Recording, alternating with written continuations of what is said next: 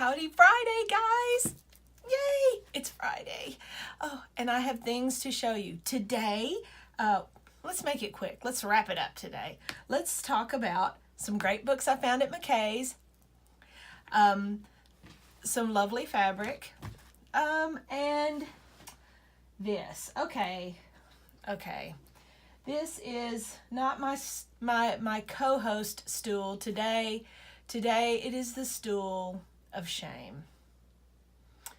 Yeah, these are unfinished dolls in varying stages, and my hamster brain cannot stay on one thing. It keeps jumping to other things.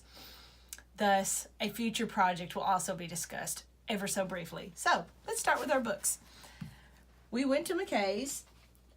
Mr. Murphy said, let's go to McKay's. And I said, okay, because we were waiting, kind of burning some time to take his mother out for Mother's Day lunch. So we went to McKay's, used books and all kinds of stuff. They have tapes and musical equipment and videos and video game nerd stuff and just everything you can imagine, music. But their big sell is used books. They are the most organized bookstore I have ever seen in my life. And I've seen some bookstores, let me tell you. So, let's go through some. Okay, all right. This is adorable. This I love. Stray Sock Sewing 2. Guys, okay. It's sock dolls, and you know I have a special place in my heart for sock dolls. Sock dolls are quick and fun. They're easy to fix. They're easy to make. Oh gosh, and look at these. All right, anytime you see this, what may or may not be Japanese writing, you know you found something really, really good. These guys make, okay, look at this. Look, the Cheshire Cat. Can you see him with the big smile?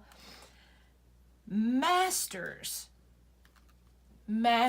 of simple and crazy cute.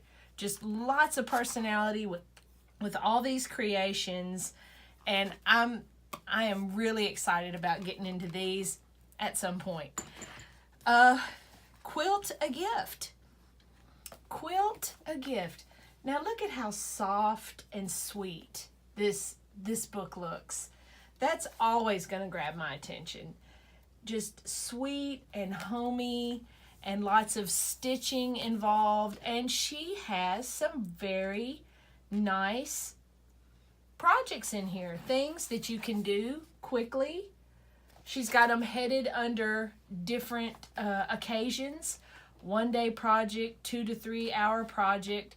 But then it's like under major headings like thank you and Mother's Day and Christmas and graduation and friendship. That's really nice. And the book is beautiful to look at.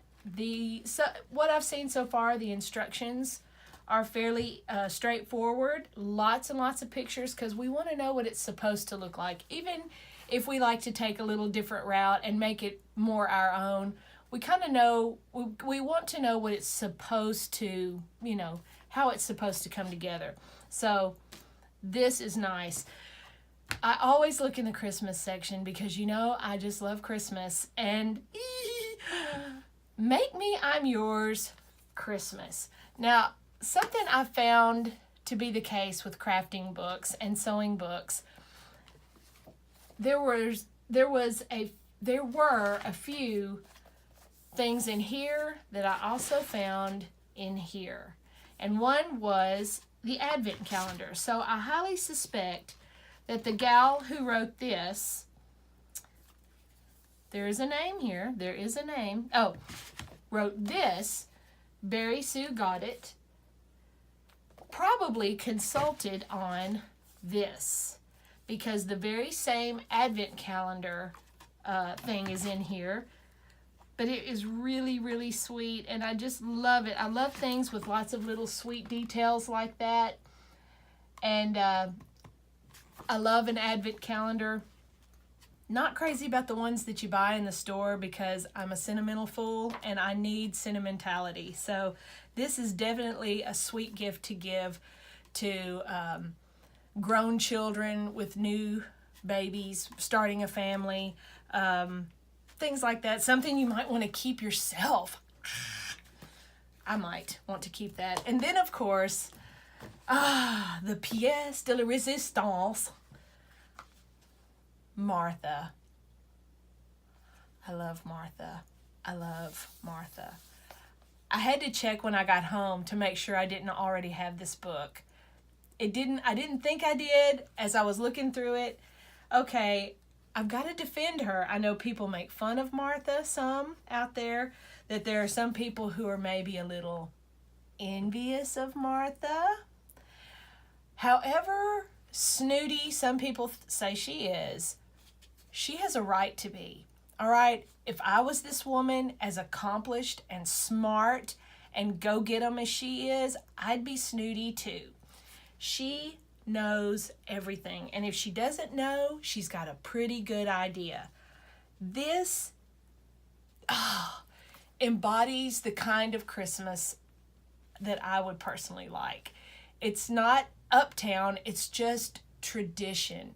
It has these warm, succulent recipes and these beautiful, beautiful, simple ornaments, things that are made from the outdoors and greenery and things that bring up memories. It's just, and yeah, it's, she uses cognac and, elderberries and whatever, things that you just don't see every day.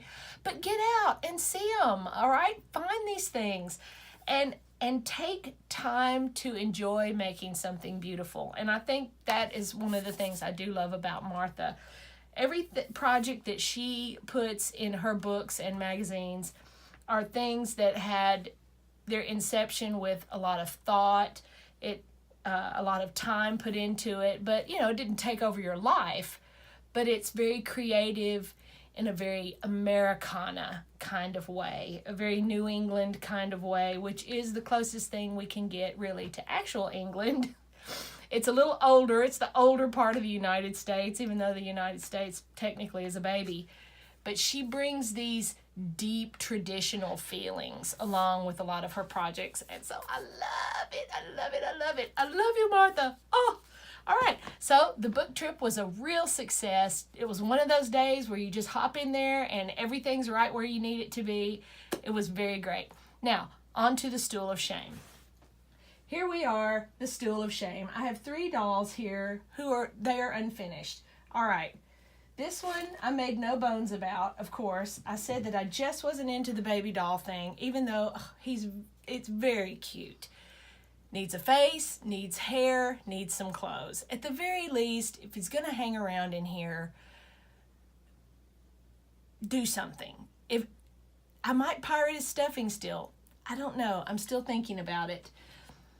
Now, I told you about this girl and how I loved her hair. I had to put it in a little ponytail to keep it out of the way because I was making a dress for her. Sadly, sad sewing moments. The dress didn't work out. It was a little too small, but it really fit this one that has no hair and no face yet. This is the one that is a cleaned up, more streamlined version than this. This is a prototype. This is a little closer to what I'm looking for. Remember how I said I wanted to make my dolls bigger? All right, I think I might have made her taller and got her proportions a little better, but she's really not any bigger. I don't know why I'm trapped in this cycle of the 18-inch doll. It's where I live now. You can see that I don't have it sewn, the seams are not there yet, but I'd chosen this pretty purple to be accented with this lovely green, this sherbet green, because of her pink hair. I don't want to throw this away because it's too small when it will fit this girl. Look, I put buttons on her arms. But, and it's so sweet. It's very, Peter Pan and Wendy kind of, very floaty. But, so that's where I am. Sadly, because I do have the attention span of a gerbil, I've been looking at other projects, and I will put their pictures here.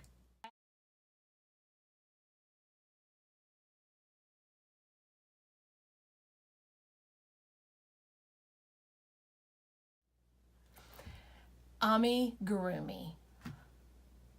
Remember the little unicorn I made for a friend's daughter's baby shower?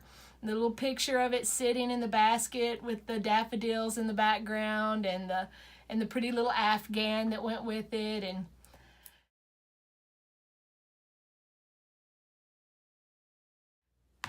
and it drove me insane.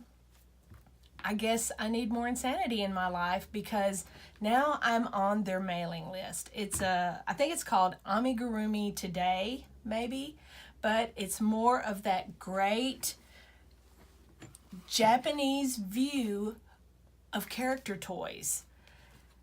Crochet has gone somewhere I don't even understand. It's crazy and I love it. They are so full of personality. They're a pain to make, but they are so cute. Not because they're difficult to make, and I want to encourage people to try something new. Little crochet stitches physically aren't hard, but they are, and you have to teach your hands to do it. It's not easy to do, even though it is easy to do. It's like driving or tying your shoe or anything like that. You've got to teach your hands to do it. I've tried to teach my hands how to knit, but my hands don't want to knit. They do, but my brain doesn't want to join in. I like to, when I'm doing a repetitive creative thing like stitching or crochet, sometimes when it's really, really repetitive, I want to watch TV or, look at my phone or something like that. And then I get a little distracted, and the next thing you know, I've got a whole row of blech, and I have to undo it. And that is especially the case with knitting. Knitting is such a beautiful art form. It is very old, and people who do it well produce some of the most amazing things I have ever seen. But I can't seem to keep my mind focused on it. I'm in that little in-between world where I just don't do it naturally, like a lot of people who have done it for years and years. I have to pay attention, and I don't like paying attention. I never have. So, with that in mind, I need a drink of my coffee. Coffee. Sometimes I like tea, sometimes I like coffee with cinnamon. So, getting ready to go on a road trip, and I need something to do with my hands while I sit in the car, and crochet is a great thing to do. So, hopefully I'll have something to show you. It'll be a while before we get on the road, but suddenly it will be here, and I will show it to you. You will see it, and you will go, "Oh, amigurumi, where have you been all my life?" And you will seek it out. The patterns are super cheap. I got these on sale for $1.99 a piece. I will probably be able to make the little bears with yarn I already have, or at least get a good running start. The pattern is said that the bears, and you'll see in the picture that they're being held in a hand and they're very small, but the pattern encourages you to make them any size you want. If you want to use a larger hook and a larger gauge yarn, you will get a larger bear. Makes sense. I might go for the slightly larger because, again, the fiddly tediousness, the splitting of yarn and the tiny hook of death. I'll probably make a slightly larger one. And it's a great thing to do in the car. My hands get really nervous. I need something, or I'll drive my husband insane. So, is that everything that we said we would talk about today? Let's see, we talked about the Stool of Shame. We talked about the books. We talked about upcoming projects. And again, and Mother's Day. Oh, let me close with Mother's Day. Remember the French doll I had in here, my co-host for a couple of weeks?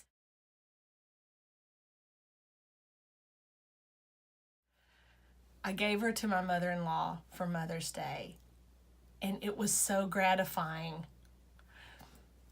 This is the reason I make toys.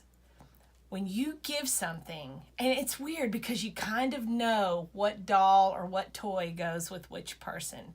She had secretly been, well, not that secretly, she had wanted a doll, but she had not told me which one.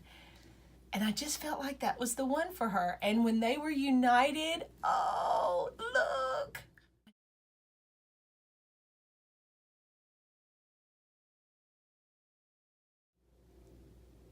It was the sweetest thing.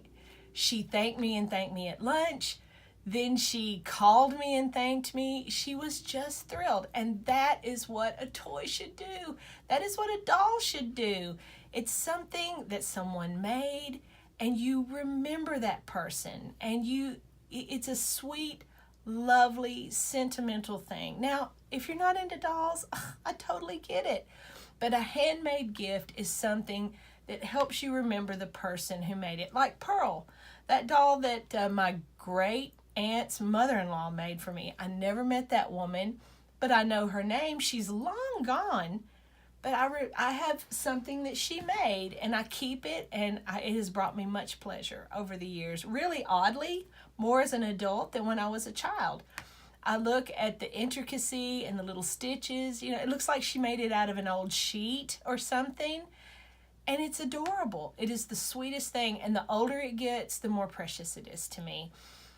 I don't know if it'll hold up through time, but if it does, I may give it to a grandchild at some point. I have 3 sons. I don't think any of them do. And not that I expect them to treat it like a hallowed thing, but who knows? Maybe it'll find its way into a museum or something one day. I doubt it. That's kind of high thoughts for my junk, but we all like to dream. But that's something made with someone's hands, like antique quilts that you see on display sometimes in museums. They tell a story of the people who made them. It gives you a snapshot of what their life was like.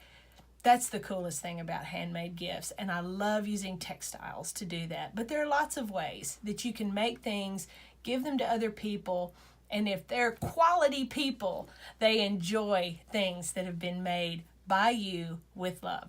And on that, I will wish you a very happy weekend and a great week until I talk to you next time.